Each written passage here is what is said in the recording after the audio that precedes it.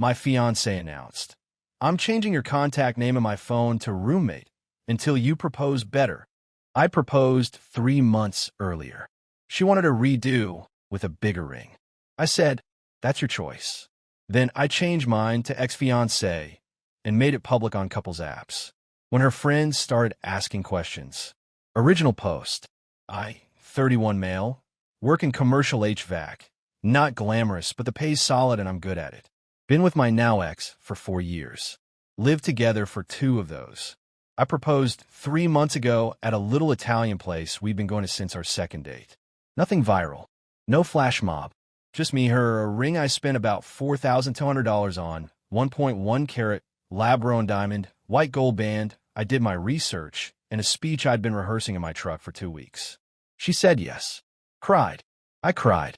The waiter brought us free tiramisu. It was the best night of my life. Fast forward to 3 months later. We're at her parents' house for Sunday dinner. Her sister had just gotten engaged about 6 weeks after us. And look, I got nothing against her sister. She's fine. But her fiancé is a financial analyst, and the ring he got was visible from space. We're talking a 2.5 carat oval, platinum setting, the whole 9 yards. Apparently north of $18,000. I know because my fiancé told me. Twice. Then a third time in the car. That night, she sat me down in our apartment and said, and I swear this is almost word for word, I need to talk to you about something, and I need you to hear me out before you react. Never a great opener. She told me she loved me. She was excited to marry me, but she felt like the proposal didn't match the level of our relationship. She said her sister's engagement made her realize she'd been settling for less than she deserved in the moment. She wanted a redo, a proper one, with a bigger ring. I just stared at her, like jaw on the floor stared. She pulled out her phone. Show me her contacts. My name was already changed, not to Babe or my fiancé, or even just my first name. It said roommate. I changed it this afternoon, she said, and it's staying that way until you propose the way I actually deserve. I asked her if she was serious. She said, dead serious. I showed my mom, and she agrees. I sat there for maybe 10 seconds. Felt like 10 minutes. Then I said, that's your choice. She smiled like she'd won something. I got up, went to the bedroom, and sat on the edge of the bed for a while. Not gonna lie, it hurt. Not the ring stuff. I could not care less about carrots. It was the realization that the best night of my life was, to her, something that needed a do-over. That my speech in the Italian restaurant wasn't enough. That I wasn't enough. So I made my own choice. We've been using one of those couples apps, the kind where you share calendars, grocery lists, little notes to each other. Our profiles were linked. Relationship status visible to friends on the app. I went in and changed her contact name from her first name to Ex-Fiancée. Then I changed our relationship status from engaged to it's complicated. And I went to sleep. By 7 a.m., my phone was going off. Her best friend had texted me. On what happened? 2 of her cousins followed.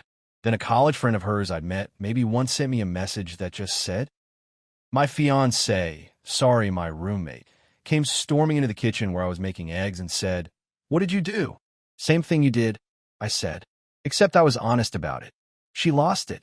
Full meltdown. Told me I was being petty, that it wasn't the same thing, that she did hers privately, and I'd done mine where people could see. I said, you showed your mom. I showed the app. We both made it public. Mine was just more efficient. She called me immature. I told her I wanted the ring back. She said, you're not getting anything back until we talk about this like adults. I said, adults don't rename their partner's roommate as a bargaining chip. She slept at her mom's that night. Update 1. So it's been 4 days since the blow-up, and things have gotten significantly worse. First off, her mom called me. Not to mediate, to lecture. 20 straight minutes about how a real man would want to give the woman he loves the best. She told me her husband, my fiancé's dad, upgraded her ring for their 10th anniversary and that I shouldn't need a decade to get it right. She also said I embarrassed her daughter publicly and that I owed her an apology. I told her, politely, because despite everything, I was raised to respect elders, that her daughter changed my name to roommate first and that I didn't feel I had anything to apologize for. She said, that was between you two. What you did was for attention. The irony was so thick I could have spread it on toast. Then her sister got involved. Her sister called me and opened with, "I'm not taking sides, but," which is always code for, "I am 100% taking a side." She told me I was being emotionally reactive and that all my fiancé wanted was to feel prioritized. She suggested I look at it from a love language's perspective. I said, "Her love language appears to be carrot weight." She didn't think that was funny. Here's where it escalated. My fiancé started a group chat. Her mom, her sister, her best friend, and 2 other friends, called Operation Redo. I know this because her best friend's boyfriend is one of my close buddies, and he saw it on her phone and gave me a heads up. The purpose of the group chat was literally to strategize how to pressure me into reproposing with a bigger ring. They were sharing screenshots of rings, discussing what price range is acceptable, and this is the part that really got me, planning a girls' night intervention where they'd all sit me down and explain why I needed to step up. My buddy sent me a screenshot. One message from her mom said, "He makes good money. There's no excuse. This is about respect." That one stung because she was right about one thing. I do make good money. About $94,000 a year before overtime. But I also carry student loans, car payments, and I'd been saving for a down payment on a house. The $4,200 ring was responsible. It was what I could do without dipping into our future. And apparently that made me disrespectful. Meanwhile, my fiancée came back to the apartment to grab clothes and acted like nothing had happened. She kissed me on the cheek and said, "I know you're upset, but when you calm down, we can figure this out together." Like I was having a tantrum, and she was the reasonable one. I told her, "I'm not reproposing. The ring I gave you is honest, and it was real, and if that's not enough, then I'm not enough either, and we should both accept that." She got teary, said I was throwing away 4 years over pride. I said she was throwing away 4 years over a diamond. She left again. That night I sat down and did something I probably should have done sooner. I made a list, not a pros and cons list, just a list of every time over the past 4 years where something I did wasn't quite good enough. The birthday dinner that could have been nicer. The apartment she wished was in a trendier neighborhood. The vacation where she wanted to fly, but I'd budgeted for driving. The Christmas where I got her a Kindle and she'd wanted a designer bag. And I realized this wasn't about the ring. The ring was just the first time she said it out loud. I took the engagement ring from where she'd left it on the bathroom counter. She hadn't been wearing it since the roommate thing and put it in my safe. Then I texted her, "I love you, but I can't keep trying to be enough for someone who keeps moving the bar. I think we need to have a real conversation about whether this is going to work." Her response, "You're being dramatic. My mom is right. You just need to grow up." That was the last text between us for 2 days. Update 2. All right, y'all, things move fast. After 2 days of silence, she showed up at the apartment, not alone. She brought her mom and her sister. The planned intervention I'd been warned about. I opened the door, saw all 3 of them, and genuinely considered just closing it. But I let them in because, again, I was still trying to handle this like a reasonable human being. They sat on one side of the living room. I sat on the other. It felt like a deposition. Her mom started. She opened with a whole speech about how marriage is about sacrifice and how back in her day men understood that providing for your wife meant making her feel like a queen. She said her daughter wasn't asking for the moon. She just wanted a ring that reflected the seriousness of the commitment. I let her finish. Then I said, "With all due respect, your daughter changed my name in her phone to roommate. That doesn't feel like someone who's serious about commitment. That feels like someone who's serious about leverage." Her sister jumped in and said I was twisting things. She said the name change was symbolic and I was taking it literally. "It's literally my contact name," I said. "How else should I take it?" My fiancée then started crying and said, "All I wanted was to feel special." "Is that so wrong?" I said, "You felt special. You said yes. You cried. I cried. The waiter cried. Everyone was special. And then your sister got a bigger ring, and suddenly our moment wasn't good enough." Dead silence. Her mom said, "This is going nowhere. We're leaving. When you're ready to be a man about this, you know where to find us." They left. My fiancée looked back at me from the doorway and said, "You're going to regret this." I said, "Maybe." but at least I'll be able to afford the house. That was Tuesday. Wednesday, I did the thing. I called off the engagement officially. Texted her, called her, told her straight. This is over. Not because of the ring. Because I realize you've been telling me I'm not enough for 4 years, and I just wasn't listening. She didn't respond for 3 hours. Then she sent, fine, I'll come get my stuff this weekend. But here's the thing. She didn't come get her stuff that weekend. Instead, her best friend showed up. Alone. With a very different energy. Her best friend sat at my kitchen table and said, look, I'm going to be honest with you because nobody else will. She's telling everyone you broke up with her because you're cheap. That's the story. That's what her mom is posting in the family group chat. That's what she told our friend group. I said, and what do you think?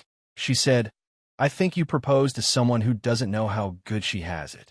And I told her that, which is why I'm probably getting kicked out of the group chat tonight. Them and a lot. Not gonna lie. Then the fallout really started. A few of her friends, the ones in the group chat, started texting me. Once in a long paragraph about how I'd emotionally damaged her and needed to take accountability. Another said I should at least return the ring because it was given under false pretenses. I didn't respond to any of them. But one thing I did do, and yeah, maybe this was petty, I still had access to the couple's app. We'd never unlinked. So I posted one last note on our shared board, visible to anyone connected to either of us. Sometimes you lose a fiancé and find your self-respect. Fair trade. That blew up. Not virally or anything, just within our mutual circle. People started reaching out. My coworker's wife, who's friend with one of her cousins, told me that the cousin had read the post and said, wait, SHE changed his name to roommate? That's not what she told us. The story she'd been telling, that I was controlling and broke up with her because she expressed her feelings about the ring, started falling apart. Because people started comparing notes. Her best friend had already told a few people the real version. The app post raised questions, and her cousin started asking around. Within a week, I started getting messages from people I barely knew saying things like, hey, I heard what actually happened. Sorry, man. Her mom tried calling me one more time. I didn't answer. She left a voicemail that said, you have destroyed my daughter's reputation over a piece of jewelry. I hope you're happy. I saved the voicemail. Just in case. Update 3, final. It's been about 5 weeks since the breakup, and I want to wrap this up because honestly, I'm tired of living in it. She came and got her stuff. It was awkward. She brought her dad. First time he'd been involved in any of this. He didn't say much. When she was loading boxes, he pulled me aside and said, for what it's worth, I think you're a good kid. I told her the ring was fine. Nobody listened to me either. I shook his hand. That was the only decent moment in the whole thing. The ring, she asked for it. I said no.